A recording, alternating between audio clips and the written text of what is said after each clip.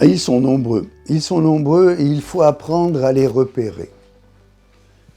Quand on va à un domicile et qu'on s'aperçoit que la personne âgée qu'on avait connue est négligée, quand on la voit, cette même personne, vivre dans un domicile où il fait très froid, dans lequel elle n'a plus les moyens de payer son chauffage, quand on voit dans son domicile des lettres recommandées qui s'accumulent, montrant bien souvent des dettes en cours.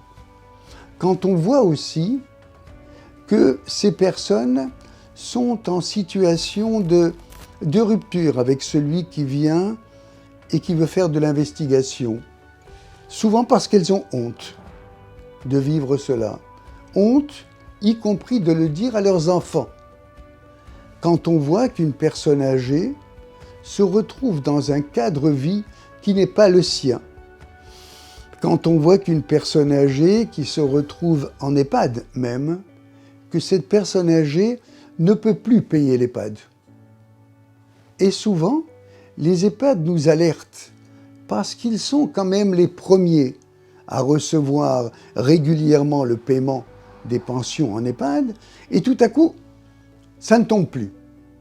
Donc leur intérêt est de signaler les choses. Comme autre raison, nous voyons des modifications de testament.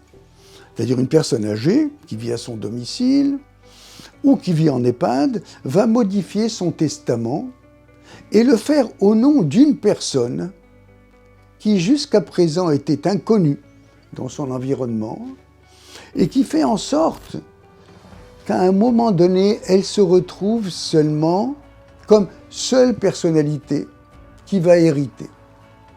Alors cet héritage peut se faire, comme j'ai dit tout à l'heure, par mariage, nouveau mariage.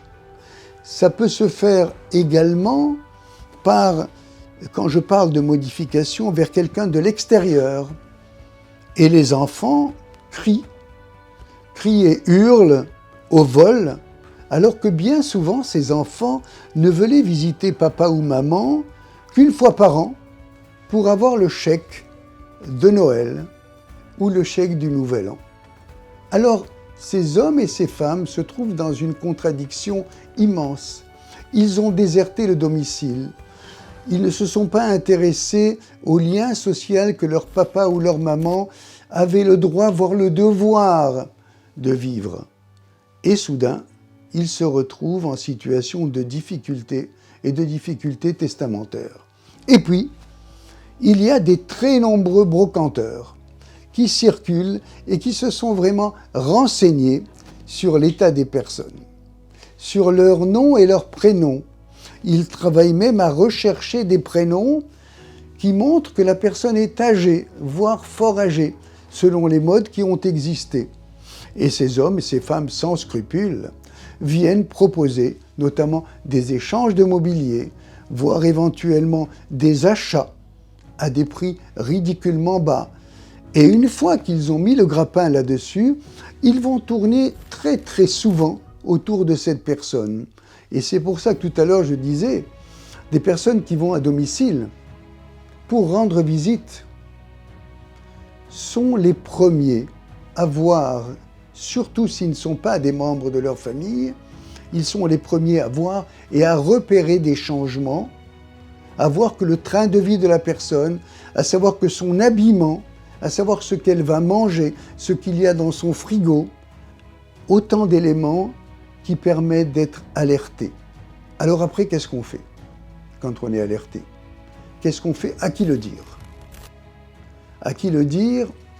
Et là, la question est difficile parce que, qu'il soit professionnel ou qu'il ne le soit pas, les personnes qui détectent une maltraitance financière ne vont pas directement à la police et la gendarmerie, surtout si elles sont très loin du domicile. Les personnes âgées elles-mêmes ne souhaitent pas qu'il y ait des poursuites parce qu'elles ne voudraient pas que le lien, même le faux lien qui a été créé, amène des autorités judiciaires à se mêler d'affaires qui peuvent être familiales, qu'un enfant se serve, qui peuvent être des affaires extérieures, avec des arnaqueurs parfois professionnels. Les aînés n'ont pas envie de cela. Et c'est une question d'ailleurs, pourquoi ? Pourquoi ne vont-ils pas vers celles et ceux qui pourraient ?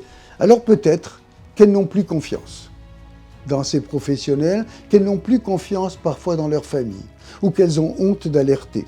Et la question qui se pose alors, c'est que faut-il faire ? Qui doit-on être pour que ces aînés puissent à un moment donné nous dire « bon, peut-être que je peux aller au-delà, peut-être que je peux me confier, peut-être que celles et ceux des professionnels qui viennent auprès de moi pourront me donner des conseils, peut-être que je pourrai alerter. » Mais autant de questions que les aînés ont du mal à faire prospérer.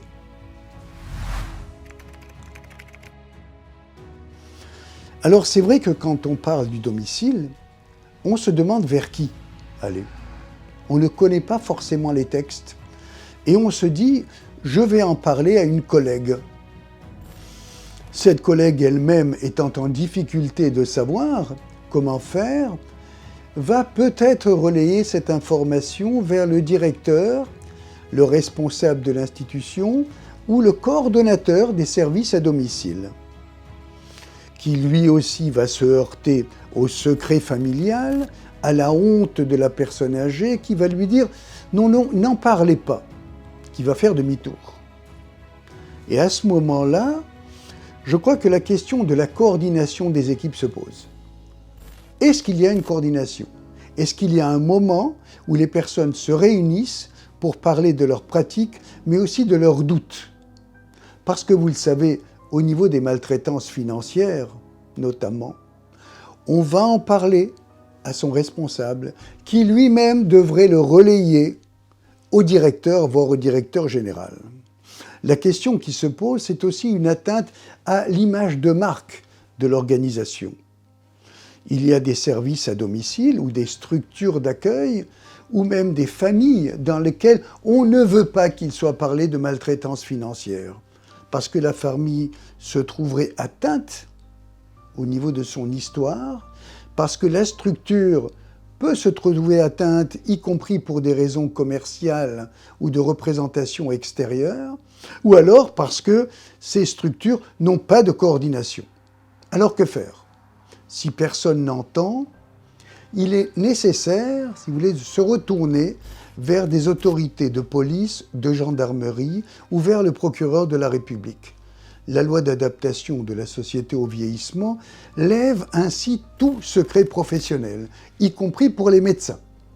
C'est un crime, en tout cas au moins un délit, de ne pas signaler cela. Ça peut ouvrir à des poursuites judiciaires, même si elles ne sont pas fréquentes aujourd'hui. Mais c'est la loi. Alors c'est vrai qu'il faut prendre son courage à deux mains, parce que c'est un acte de courage. Parfois expliquer à la personne âgée ce que l'on va faire en sorte qu'elle n'ait plus peur, parce que c'est le peur qui arrête les démarches. Peur de se rendre à la police ou à la gendarmerie, alors qu'actuellement, il y a des personnalités qui sont en charge de ces faiblesses-là. Peur aussi de faire un courrier éventuellement à une organisation qui s'appelle France Victimes et qui accompagne les victimes tout au long, y compris devant leur passage en justice. Et tous ces hommes et ces femmes qui ont si peur ou qui ont si honte doivent être dans une situation de calme, d'empathie, de sérénité, qui prendra peut-être le temps, mais qui va suffisamment les fortifier pour qu'elles fassent la démarche. Quant aux institutions, il faut sans arrêt que l'Agence régionale de santé leur rappelle que c'est une obligation et qu'il ne doit pas garder ça secrète. Il y a au niveau des organisations ce qu'on appelle un cahier d'informations préoccupantes. Et ces informations préoccupantes doivent être transmises. Le sont-elles toujours ?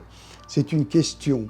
Et là, le compagnon de vie doit être au courant de tout ce qui se passe ce qui peut se passer de ses obligations, mais aussi d'une certaine couverture par les organisations pour lesquelles il travaille, que ce soit professionnel ou bénévole.